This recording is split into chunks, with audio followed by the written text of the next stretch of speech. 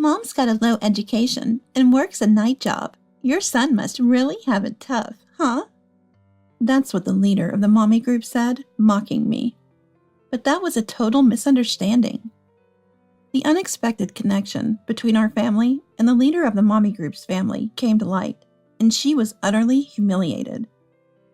My name is Olivia. I'm 32 years old. I live with my husband and son, just the three of us. My son, James, is 36 years old. He's laid back, but incredibly dependable when it matters. Our son, William, is a 14-year-old 8th grader. He's doing great in the soccer team. William had a game today and left early in the morning. I tried to support him at his games whenever possible. Seeing him strive gives me so much energy. I couldn't make it to his last game because I was feeling unwell, which is unusual for me. Lately, I've had some days when I'm not feeling well, but today I woke up feeling good. Looking forward to watching William's effort, I decided to go and cheer for him. Arriving at the venue, the game was just about to start. Is William playing? Oh, there he is. It seems William started on the bench this game. Even among 8th graders, there are 2 who really are good and made the starting lineup. It looks like the 9th graders usually dominate the game time. William was cheering loudly from the bench, uplifting his teammates. Even though he wasn't playing, it was proud to see him doing his part. Oh, Olivia, haven't seen you in a while. That was Emma, a parent of a 9th grader. Hi, I was a bit under the weather last time and couldn't come to cheer. Oh, really? But William isn't playing, right? You didn't have to push yourself to come. He's an 8th grader, so maybe he'll get a chance later on. Well, not this year. He plays the same position as my son. Even if you come to cheer, William won't play. She said that with a mean smile on her face. The other moms gave a forced laugh.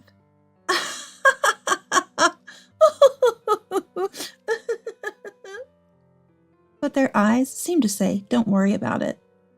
Indeed, Emma's son has been good at soccer since 7th grade, and her husband is a company executive, apparently quite wealthy. She's always boasting, and no one really stands up to her, making her kind of the leader. For some reason, she often picks on me.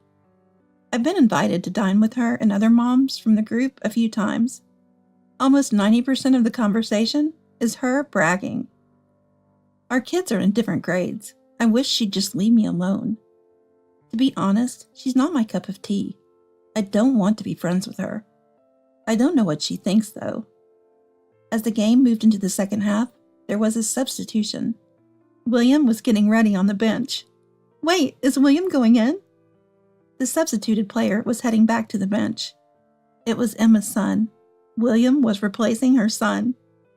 It was rare for William to play, so this was genuinely exciting. Yay, go William! I wanted to shout it out loud, but of course that wasn't an option. I was sure she was glaring at me with a terrible look. I could feel her gaze, but I made sure not to look back at her.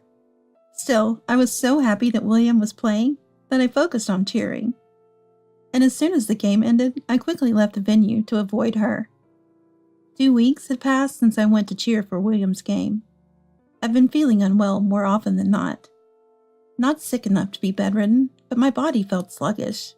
What could it be? Then it hit me. Come to think of it, I haven't had it recently. Yes, my monthly period hadn't come for a while. No way. I laughed to myself, but it wasn't possible. I bought a pregnancy test while shopping and tried it when I got home.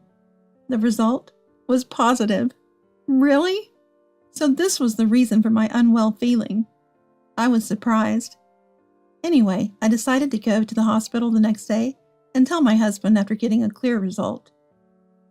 The next day, I went to the obstetrician and met the doctor who delivered William after a long time. I felt a bit embarrassed, but I explained my situation. The doctor smiled and said, "Oh my," and proceeded with the examination. Indeed, I was 3 months pregnant. "Congratulations. Take care of yourself and don't overdo it," said the receptionist as I left the obstetrics clinic. My husband would certainly be happy. But what about William in his adolescence? Fortunately, he's not in his rebellious phase yet, so he should be happy along with my husband. Thinking about this, I left the clinic and unexpectedly bumped into someone. It was Emma. "Oh, Olivia." "Ah, Emma," the last person I wanted to see. Despite my reluctance, she started talking to me. Looking back and forth between my face and the obstetrics clinic, she asked, "At the obstetrics clinic? Something wrong?" I hadn't even told my husband about the pregnancy yet. The last thing I wanted was to tell her first. "Just feeling a bit unwell," I vaguely replied. Then she smirked maliciously and said, "You're not expecting a second child, are you?" I was a bit surprised, but remained calm and replied, "No, it's nothing like that." And with that, I brushed it off. I just wanted to leave quickly, but she kept talking. "By the way, Olivia, I've been meaning to ask, how old are you? You look quite young." I'm 32. "What? 32? So that means William was—" "I had him when I was 18. I got married right after graduating high school." "Didn't go to college? That's quite rare these days, isn't it?" "Is it?" "Normally people go to college, right? And I heard from someone that you work a night job." "Well, that's—" She interrupted me as I tried to explain. "Not going to college and working a night job? Poor William, huh? It's a miracle he doesn't behave badly. You don't need to push yourself to come to his games, especially since you're not feeling well. Last time, my son wasn't feeling well, and William just happened to play. He won't be playing in the games anymore." She rattled on and then left. What is with this woman? She doesn't listen to anyone. My happy mood was ruined after meeting her. When I got home, I pulled myself together and called my husband. "Olivia, what's up?"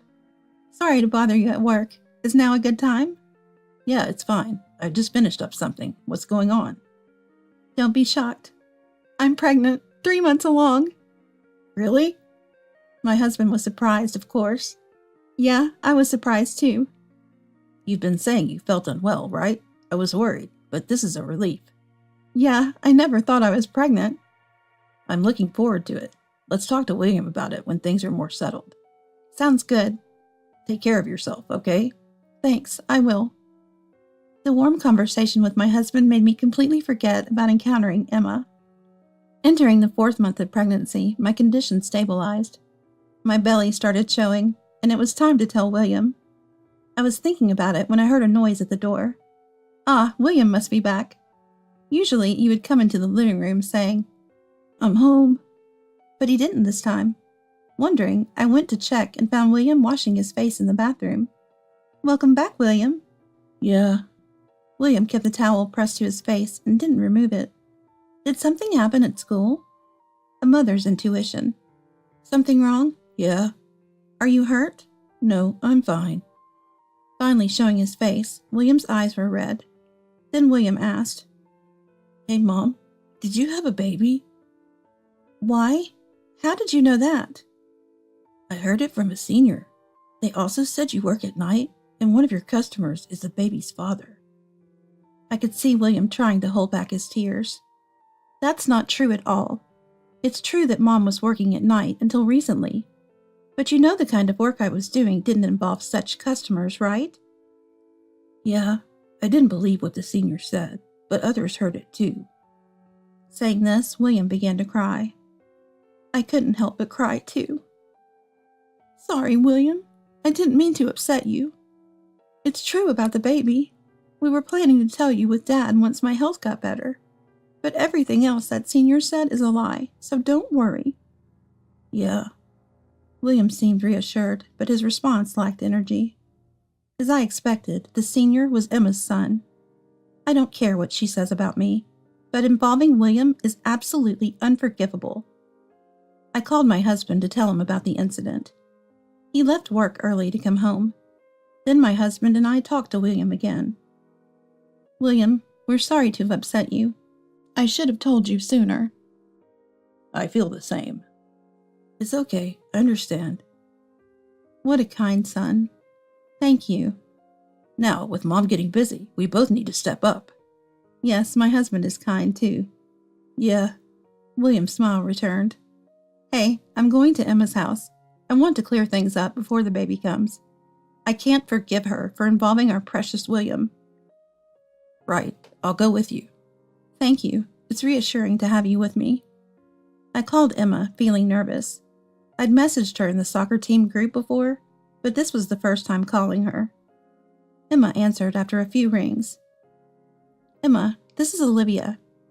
Olivia, what do you want? She sounded annoyed. I'm sorry to bother you, but may I come over to your house? What? Suddenly? I'm busy, unlike you. Her response was irritating. Please, just a little of your time, I insisted firmly. Seemingly overpowered, she reluctantly agreed. She probably knew why. Her house was just a 5-minute drive from ours. I didn't plan to stay long, so we parked in front of her house and rang the doorbell. Her house was as grand as she boasted. I was nervous, but having my husband beside me was reassuring. She opened the door.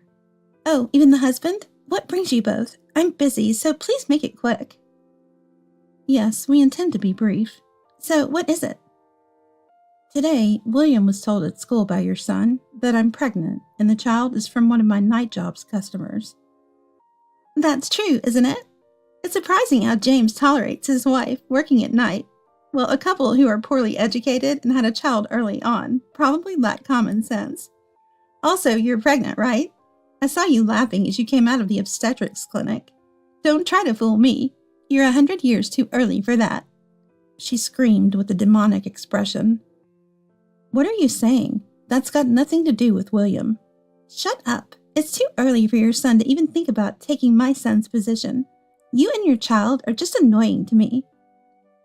She was probably still upset about William replacing her son in the game. Then my husband spoke up. You seem to be misunderstanding something. Where did you hear about Olivia's night job? Who told you she works at a club? That is. I remember hearing from a friend at the soccer team a while ago. Emma had misunderstood my job as a club worker and was spreading rumors. The friend wanted to correct her, but lost the timing due to her continuous talking. I hadn't cared much and had forgotten about it. Stop being so high and mighty. Husband of a low-educated wife, you probably don't even have a decent job. Haha, I'm the one who runs a club. See, that's typical of low-educated people. My husband is a company executive. We're in a different class. Emma's boasting started again. I couldn't believe it. What is really going on in this person's head? I was stunned and couldn't say anything, but the conversation wasn't over yet. I had to explain properly for William's sake. All right, but it seems you've misunderstood, so let me correct you. I did work at night until recently, but not at a club.